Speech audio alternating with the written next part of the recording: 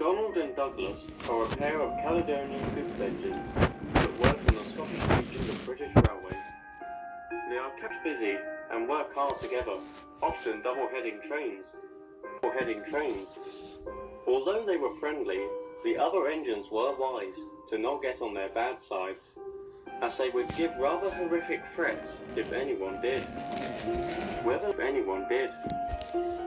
they meant these threats or not, as yet. In the 50s, diesel locomotives became more common on BR. At first, no one thought much of it. However, over time, they soon realised that diesels weren't just here to improve the railways.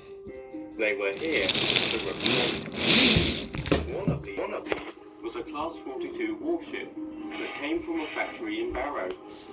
He was simply referred to as Diesel 5 and was allocated to the same shed Donald and Douglas resided in. I see this place has yet to be rid of oversized kettles, he said disapprovingly. I hope that's not the only attitude you have, snapped Donald. If it is, you won't last long. Threatening me, 57646. Don't you call him by his number, interrupted Douglas. He has a name, like any proper engine. You... Don't talk to me like that. I'm the future of the railway, and you and your kind are dying out. Show me some respect.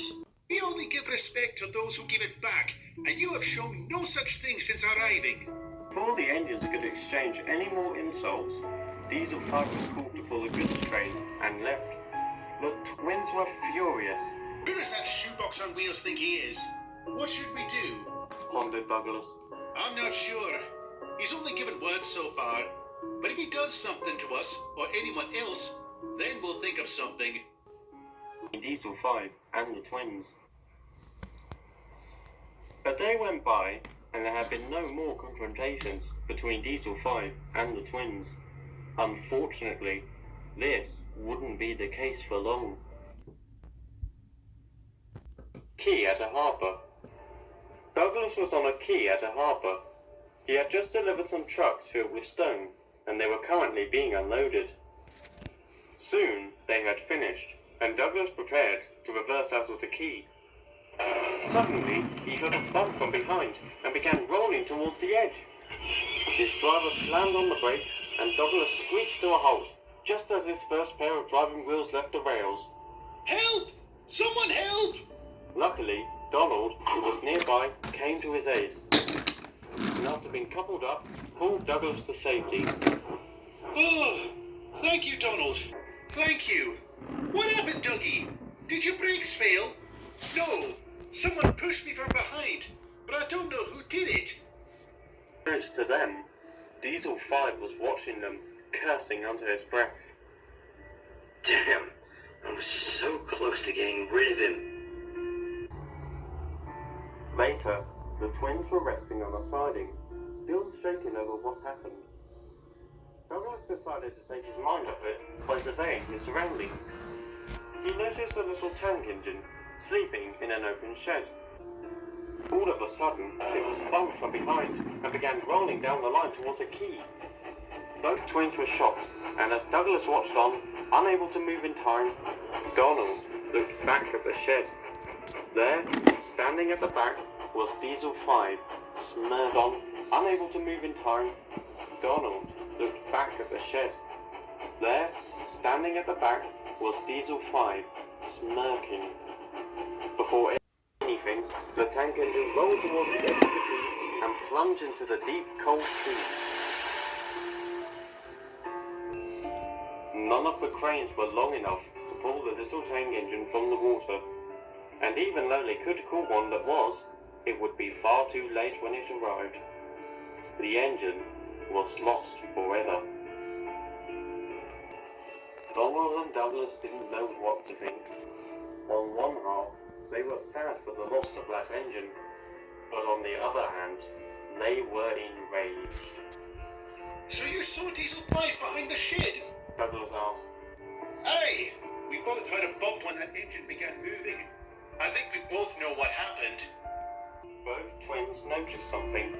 On a distant siding, Diesel 5 was watching the sea and all the boat cranes, with a massive grin on his face.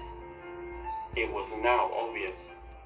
He had killed that poor little tank engine, and earlier he tried to do the same to Douglas. Caledonian twins. That was the final straw.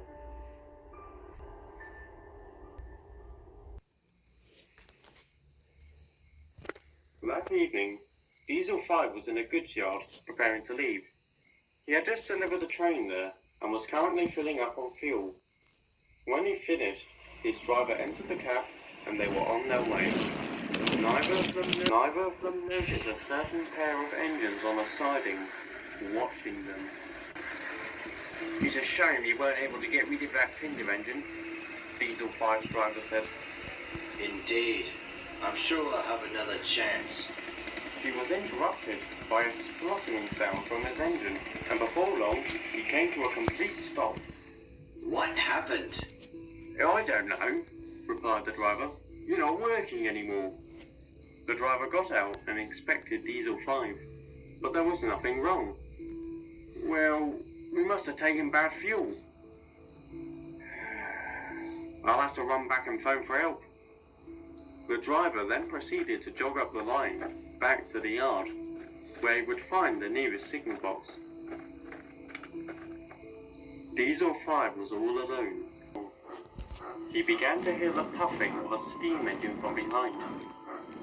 I was hoping for a diesel to help me, but you're better than nothing. I was hoping for a diesel to help me, but you're better than nothing. He cried as he was bumped from behind. Do you mind? Quiet you! Came a stern voice. Oh, which one are you? 57646 or that other one? We're both here. Diesel 5 found this amusing. What? It takes two of you just to move one of me? Actually, both wish to accomplish. Just to move. We both wish to accomplish the same goal. Replied Donald. Are you talking about? What are you talking about? The twins didn't reply and began pushing. Wait, what about my driver? He hasn't come back yet. Again, the twins didn't respond. Are any of you going to answer me? Still no response. Are any of you going to answer me? Still no response. Eventually, they arrived at a set of points and stopped.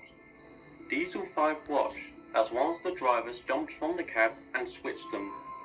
Then, they moved onto an old, rusty line. Diesel 5 was going to ask where they were going, but since he didn't get an answer on the last few questions, he saw no point in it. 5 was going to ask where they were going, but since he didn't get an answer on the last few questions, he saw no point in it. Soon, they came to an old wooden bridge. Diesel 5 thought nothing of it at first, until he noticed something.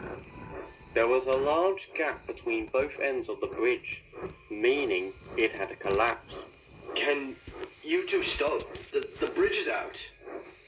The twins said nothing and kept moving. Diesel 5 was now desperate. Are you deaf? I said the bridge is out. Despite the Diesel's wailing, they moved closer to the edge. Then, as Diesel 5's first set of wheels left the rails, they came to a halt. They moved closer to the edge. Then, as Diesel 5's first set of wheels left the rails, they came to a halt. Diesel 5 began to teeter. What are you doing? Tell me, Buzzbox, how does it feel teetering over the edge? Donald questioned. How does it feel knowing you could fall? What do you think it feels? It's bloody terrifying. Now pull me back. Now you know how I felt when you tried to push me off the key. Not to mention that tank engine you sent flying into the bloody Diesel 5's mouth dropped. How did you know? I would notice the way you reacted to that engine's death. Donald answered. You might have hidden from the workers and manager, but you didn't hide from us. So we decided to make sure you can't harm anyone else. Of course, we had to get you to a standstill, added Douglas. So we contaminated the fuel in that goods yard with our water. Considering the length of the journey home, we knew you couldn't get back without taking some more. This was all planned? Please, I swear it was an accident. I never meant for that fall in the ocean. I thought his brakes Don't were... give me that rubbish! bellowed Douglas. As Donald said, we saw your reaction. That big grin on your face when the engine was announced dead. Your intentions were clear, and you achieved them. And you claim you're doing better? If I fall, the blood will be on your buffers. If I fall, the blood will be on your buffers. You're attempting murder! Murder! Cracking of wood beneath him. He soon realised that this bridge wasn't designed for engines his way. Murder, you say? Well, how does it matter if the victim in question committed murder himself? Aye. You see, Diesel 5, this isn't murder. This is punishment!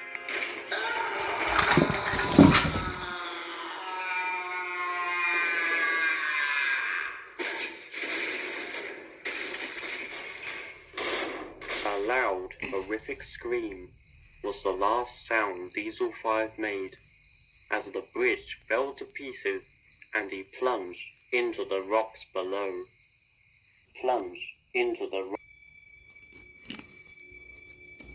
No one ever did find out about the acts Donald and Douglas committed on that night, but Diesel 5's absence didn't go unnoticed.